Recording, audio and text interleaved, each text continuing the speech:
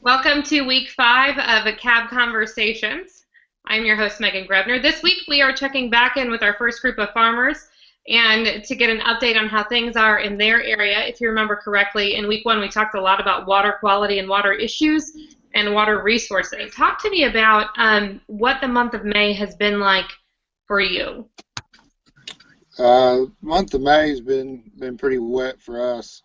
I just figured out this morning we've had 7.5 inches of rainfall in May so far, and I saw this morning where this is the 9th wettest May in history since they've been keeping records in Kansas City. And I has 127 years. We've escaped the river so far. We are taking on some seep water, so some of our crops are still standing in water.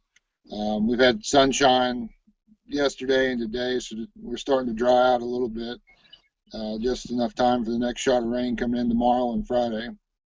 So that's kind of May in a nutshell for us. Jay, you were in the field this evening in New Mexico. Talk to me about how the month of May has been for you and things that have been going on in your neck of the woods.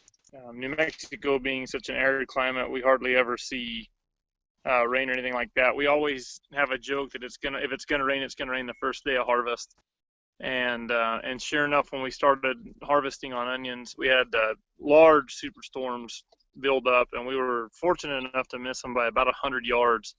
It dropped about an inch of rain 100 yards from here, and so the weather's been real hit and miss. The crop condition looks great on our end just because we haven't gotten any, but some of the other guys in the valley like us have gotten some of this bad moisture. It's hard too because we call it bad moisture, but at the same time, without it, we don't survive. Cannon, what about you in California? Any type of moisture precipitation, good or bad, in your area? We did get a little bit of rain, but not very much at all. May is traditionally pretty dry. I mean, most of the year's pretty dry anyway, so it's not uncommon that we were not all that wet, but was cooler probably conditions than usual. What's going on crop-wise in your neck of the woods? The crops are all looking okay. We've got a lot of tomatoes planted. We've got about a quarter of our acreage is not planted, so that's a big change for us. We've never had so much fallowed or abandoned ground. What we're doing is called rolling the tops, and when the tops are rolled, it stops the growth process in the onion. So these onions, let me turn my camera. So these onions right here were not, the tops were not laying down naturally. These are what they looked like before, and so what we're doing is just using a regular old piece of pipe behind a cultivator on a skinny tired tractor, and we're just forcing the tops down so that way the onion starts to harden up before we can start hand harvesting them. As far as crop condition goes, though, everything looks really, really good. So that's in comparison to a hand. So it looks pretty good. We look like we probably won't hit a gap in harvest all the way till the end of August, so we're excited. Talk to me about the man hours and how much goes into harvest, because it's not like a harvest that we see in the Corn Belt that's automated or you're able to use machines. It's really intense in the fact that one, of course, like anybody else that's in the ag world that's not in a controlled environment, we're always at whatever's going to happen with the weather is what's going to happen. So we try to work as quick as we can on fields that are ready. We employ during the summer between 5 farms. We employ somewhere around 350 people, and we try to harvest 6 days a week and haul 7 days a week, just making sure we get the crop out. It's a lot of hours. We start about 4:30 every morning, and we stop somewhere around 10:30 at night. So it's a heck of a run for a summer. Most of our corn has been kind of just hanging out and stunted and not growing much, but we get some warm days, it's really going to take off, and that window to get back in that corn is going to close pretty quick on us.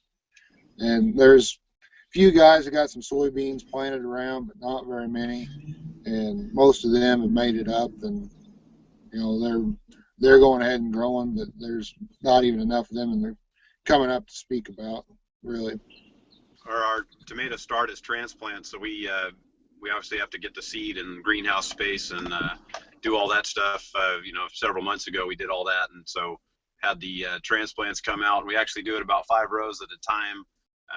It's kind of a semi-mechanical process, but the transplanters actually have 5 people sitting on them, and then there's a kind of rotating carousel where the plants drop down into the row, and then it has some packing wheels that pack the ground behind the transplant. So we probably finished planting about maybe 2 weeks ago, 10 days ago, and the plants look good. There's a little bit of evidence of some leafhopper damage, which brings on a virus called curly top, but it's not as bad as it's been in some of the past years.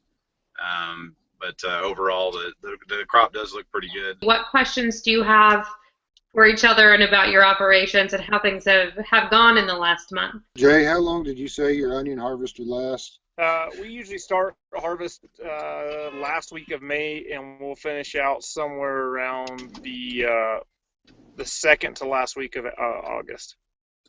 So like the variety that I'm rolling right now, we planted it the 22nd of September, and it's just now coming out. And then the stuff that'll be harvested at the end, we finished planting it the 1st of March. And you have other crops growing also, don't you, that you'll have to be tending to at the same time? Right, we'll be planting lettuce and cabbage here pretty quick. It gets a little tight. That's why I'm on the rolling tractor today. Everybody else has got something busy going on, so I got the short straw. Talk to me about labor and how you're able to get that much done on your operation and how much manpower it takes. It's amazing the amount of people that are here, but the amount of good people that we have that are employed. I can't say enough about the crews that we have. They're the hardest working people. I mean, hands down. You don't ever hear of someone, well, they took 3 days off because they were not feeling well or they had a toothache. I mean, they show up sun up to sundown. They don't complain. And then the managers, everybody that runs crews, or myself, my father, my nephew, everybody's kind of got their job and they know what they're supposed to do, and it really manages itself. It's amazing. I don't know how, people say, well, it looks like you're just stacking marbles or herding cats, but it all works out pretty well.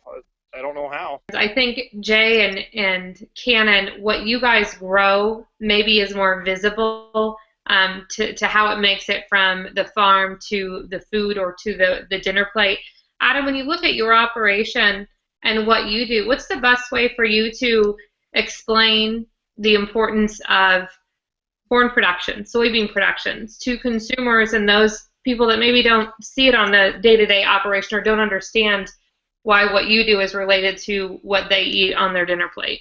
And, consumer never does actually see our finished product in a supermarket, I guess. So it's kind of a little harder for us to to communicate with the with the consumer about what we do out here.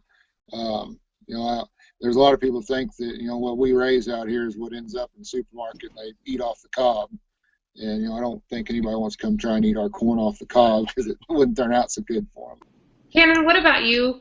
Talk to me about your message to consumers and about the food or the clothes that they wear and how what you do is important to their everyday lives. It's tough because we're all consumers of water. Most of what we eat is water. Most of our bodies are made up of water, but people seem to forget that it takes water to grow everything that you consume. I think the message I try to get across is that we can import food from somewhere else, but that I may be able to show you a tomato from California and one from Mexico and may not immediately translate into seeing a visual difference, but the environmental and ethical footprint of how those two things are produced are entirely different. So I think the conversation needs to shift of you want your water to be used by people who have standards for the environment, standards for how they treat their workers, have some accountability if they do something wrong, and that's what United States farmers do have, where a lot of other countries don't have that. So it's a lot of times California agriculture seems to be trying to apologize for using water to grow things, or trying to, account for how much exactly we use and all those things. And, some of that's an important discussion, but the bottom line is it takes water to grow things. And, the market demands a certain amount of, fresh produce, and, also just even down to cotton or alfalfa. I mean, those things are all important. And, there's the reality is it takes water to be in the business that we're in, and it takes water to live. And if you eat 3 meals a day, and if you, wear clothes or whatever, that comes from water.